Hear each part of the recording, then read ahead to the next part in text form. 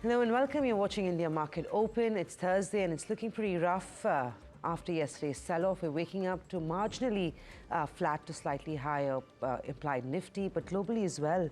Niraj, US hasn't done too well, but of course for the month it's actually had a fantastic month.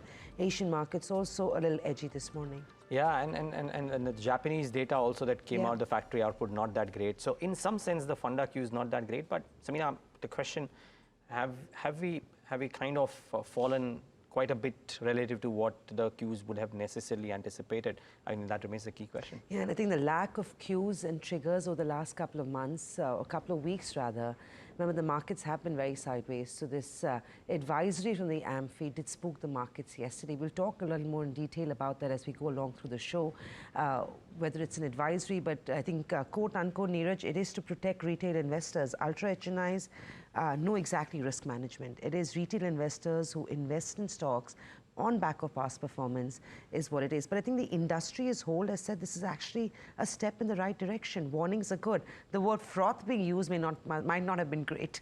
Yeah, you know, so I don't know, somehow I have some I don't know, fairly strong thoughts on this. So this SEBI warning for small caps, right?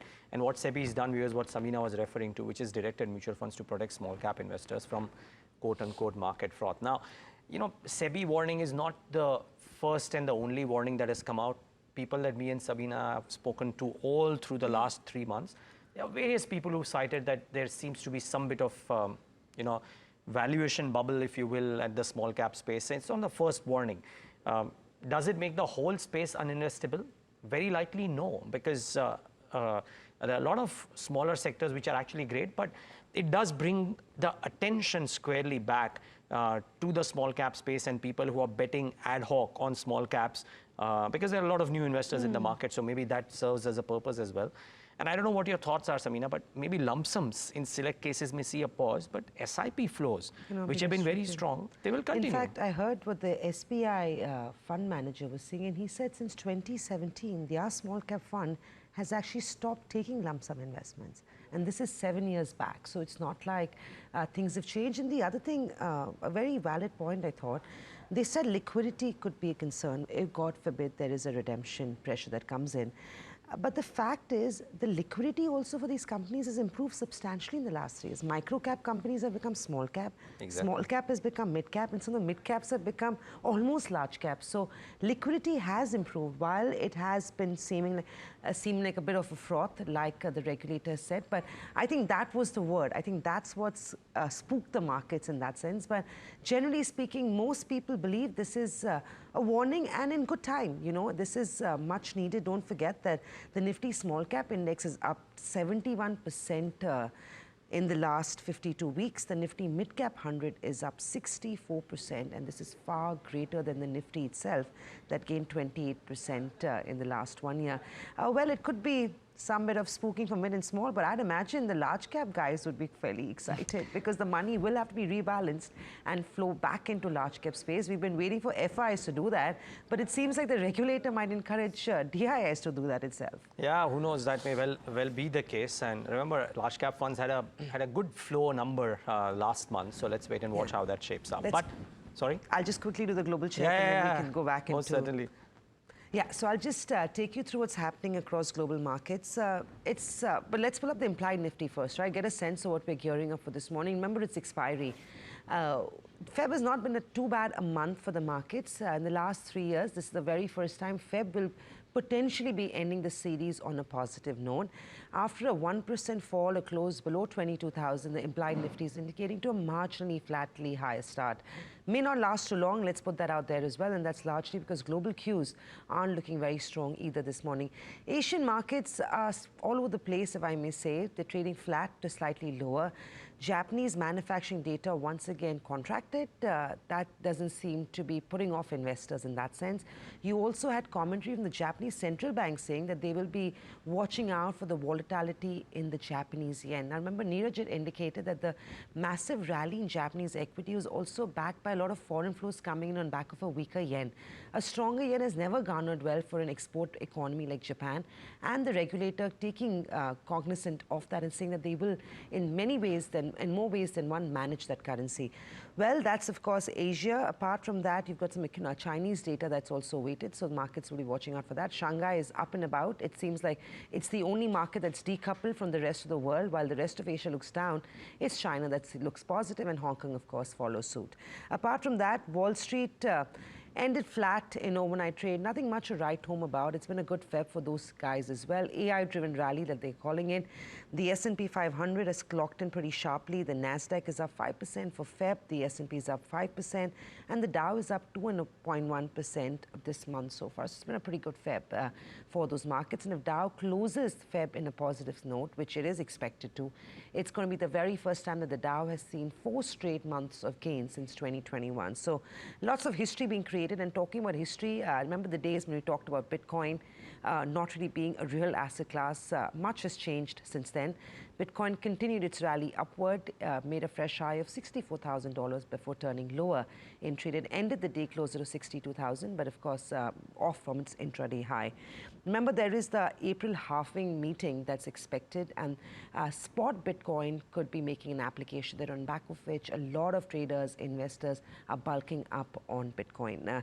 It's gained over 200% since November 2022. So, Niraj, we talk about equity, we talk about the Dow, we talk about the Japanese markets, we talk about Indian equities, and here is not even an asset class that was considered legit 3 years ago that is drawing enormous amount of attention. And from what I believe, despite these rises, there is no profit taking happening at higher levels. In fact, any sort of short positions are getting filled up pretty swiftly. Yep, it's certainly doing the right things. Let's wait and watch where does this rally end, if you will. 64,000 on last count, I mean, at least the highs. Let's see what happens until the halving day. Remember, the date is not exact, but somewhere around April. Just one quick word on what the US markets will watch out for tonight. The personal consumption expenditures reading for January comes out later today. And I think from an inflation gauge perspective for the US markets, what to watch, that's the point I was trying to make for the US markets. The personal consumption expenditures reading, so that is important for the month of January. Economists are factoring in a 0.3% monthly gain and a 2.4% YOI move. A print higher than that could be rough weathers for equity markets. But speaking of equity markets, yes, weak global cues, and that could maybe weigh in. I mean, when thinking of the trade setup, the weak global cues could certainly weigh in on the buy the dip strategy that has been there for such a long time. But frankly, when I look at the high frequency indicators, VIX is already at the higher end. Typically, it's range between 14.5 to 16.5, already at 16.33. So VIX is higher, and even quant data is actually so VIX is higher, and which is fine. But quant data is suggesting that there is no large sell-off possibility. So that's one thing to keep in mind. And the PCR, the Nifty PCR, has fallen to 0.66. Now, usually, it was at 1 yesterday. Usually 1, 1.4, 1.5 is when it indicates that there could be rough weather. We are at 0.66. So I think the PCR indicates that there's no substantial sharp sell-off possibility despite what happened yesterday. So that's part 2. And when you think of sectors, yes, all the sectors otherwise which have done well are in focus. But keep a keen eye out for autos. The monthly numbers for February come out tomorrow. I was remembering the City note on Maruti, which had said that Maruti is expected to come out with some very good monthly sales data. But passenger vehicles and two-wheelers in particular are the pockets to watch out for from a monthly sales data perspective, which comes out tomorrow. Let's see if there is a bit of a build-up into passenger vehicles and two-wheelers in the session today. So those are the 2 pockets that certainly should be kept in mind in the session today. Yeah, and just a quick one on the numbers. So as expected, FIs sold in the market yesterday. DIs continue to be net sellers. DIs bought to the tune of 1,827 crores, while FIs sold a little more than that, 1870 crores in yesterday's day of trade. That's pretty much been the trend over the last couple of weeks, so no guesses of why that happened yesterday itself. A quick mention on the F&O ban list. Indus Towers and SAIL have been added to the F&O list starting today. Aditya Birla Fashion, Canara Bank and Z finally are actually out of the F&O list. And you can look at the implied Nifty. It's actually eased off already in the last 5-6 minutes. So very likely that we might actually see a flat to slightly lower start in today's day of trade. Well, a bunch of stocks to watch out for. Reliance is on top recall. It's been one of the top losers. Actually, Niraj, you might want to come in on this one before I talk about the Reliance-Disney merger. The stock took it to the chin yesterday, down nearly 2% in trade. It led the fall on the Nifty 50. I know the likes of Adani Enterprise also declined. But was it just basket selling, or there was something specifically that happened? The two banks as well, HDFC and ICICI Bank, also out there. So it's the banks and RIL. Yeah, it kind of seemed like that, to be honest. Yeah. A bit of. And it shouldn't have for any fundamental reasons, because the deal they've struck with Disney, of course, is worth noting. I'll quickly highlight that, and then, of course, Niraj can add his perspective on that too. Reliance and Disney, and this was unexpected, lines have merged, will merge respective digital streaming TV assets in India. RIL is expected to invest 11,500 crores in this joint venture. Disney is to provide the content license to the JV, and the transaction is values the JV at 70,352. Neeta Ambani will be the chairperson, and Uday Shankar will be the vice chairperson. This is interesting, Niraj, because they've got this at a deal. I mean, Star India, I believe, was valued at 15 billion in 2018. This is at the time of Disney's acquisition of the 21st Century Fox. Considerably reduced down to $3.2 billion in the last 7 years. And most analysts on the street believe it was RIL's negotiation skills that drove the valuation of Star down to where it has been. And for good enough reason, because if you look at numbers, if you look at everything else, it's actually not doing too badly for the business, apart from RIL negotiating this deal and taking lead. Yeah, I mean, it's a power play. Yeah, and the fact that they lost a lot of streaming clients. Hotstar did, because of the IPL streaming rights going away. So the last estimates as of last week, as per the Reuters story, right, were $3.9 billion for Disney. It's now come in much lower than that as well. So in that sense, it's a bit of a shoe-in. But there's a larger implications, maybe not as much for Reliance. I mean, I don't know how much would this do to Reliance's overall numbers, because it's a large balance sheet out there versus what this entity might be. But could it have a play on maybe a Network 18, a Sun TV, and some of the others? Because could they muscle in onto some bit of pricing moves with regards to ad rates, etc. GECs more so than News, to be honest, because News is Network 18, which is now a separate entity. This is Viacom 18. So maybe GECs could be an interesting one, and let's see if there's a reaction today. So stock impact would be visible on what counter you'd imagine? I would reckon, I mean, maybe, this whole talk of how Network 18 through Viacom 18 will benefit probably goes out of the window completely. Maybe some negatives for the other GECs.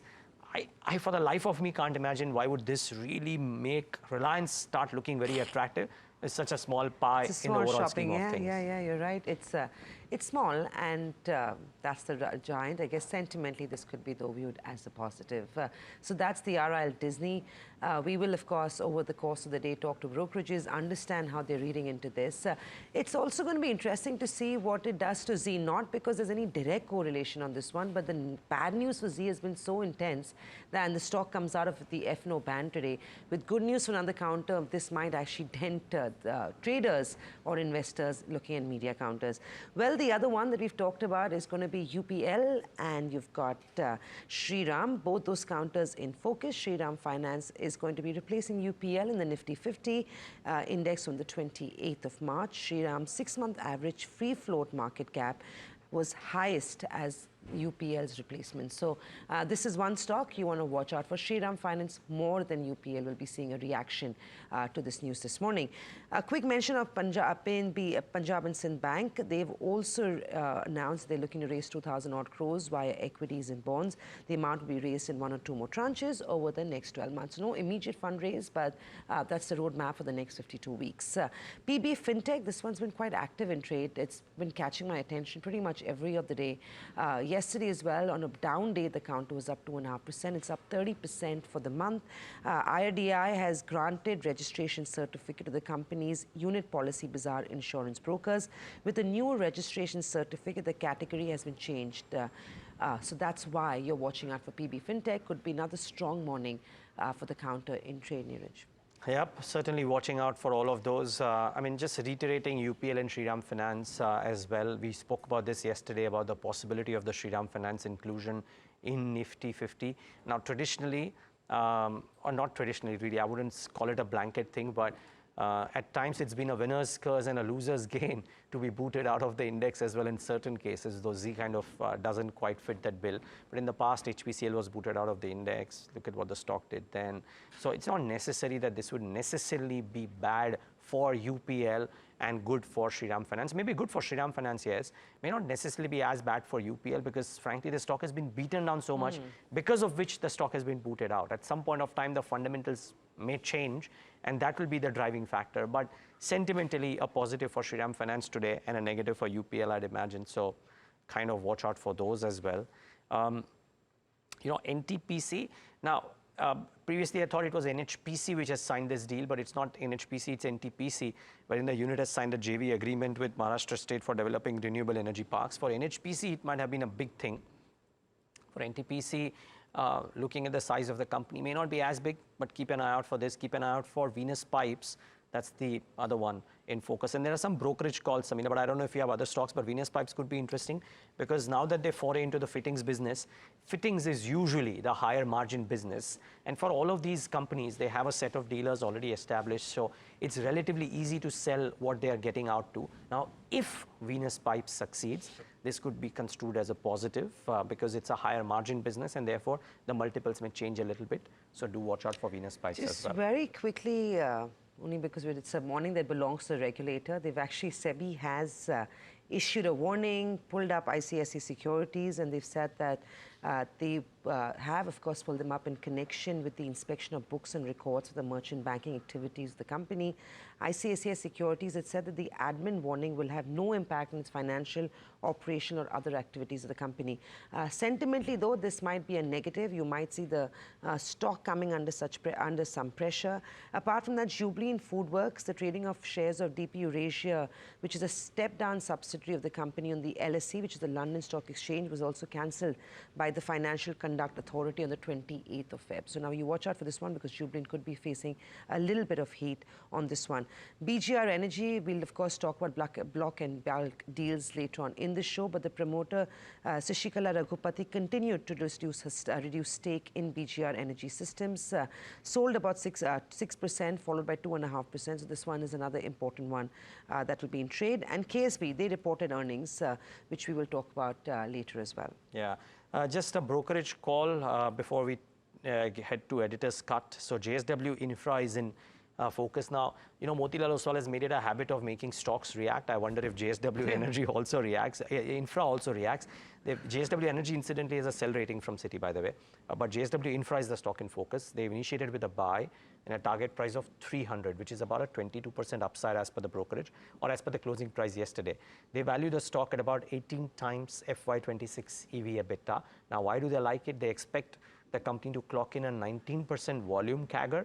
And this volume growth of 19% CAGR will drive, according to them, a 21% revenue CAGR and a 25% EBITDA CAGR. 25% EBITDA CAGR under any circumstances for 3 years is a good deal. Now, this is the same assumption or similar assumption made for Dreamfolks yesterday, made for Cello World the day before. I'm not saying therefore JSW Infra also will have a 5% reaction, but that's been the trajectory for the last 3 days, so keep an eye out for those. It's an edgy morning. I don't know whether a 5% on that. Yeah, but remember on a day like yesterday, Dreamfolks ended up 5%. That's true. So, okay, so that did well. We will watch with caution. This one could see a gap up. Just a quick one, GPT Healthcare list today on the exchanges. The final price has been fixed at 186 rupees a share. And also in that same breath, Junaipo Hotels, which of course saw a listing. Norges Bank, on account of the government pension fund Global, has also bought a stake of 0.98% into this luxury hotel chain at 398 rupees a piece yesterday. KSB, like I said, reported numbers. They've reported a profit of 54 odd crores. Down, but they've declared a dividend. Operating margins were weaker, but top line didn't do too badly, Niraj. Yeah, just on GPT Healthcare, remember, subscription was 8.5 times. So let's see what's the kind of reaction that we see. It may not be as muted as Juniper Hotels yesterday. But, well, that's it on the trade setup.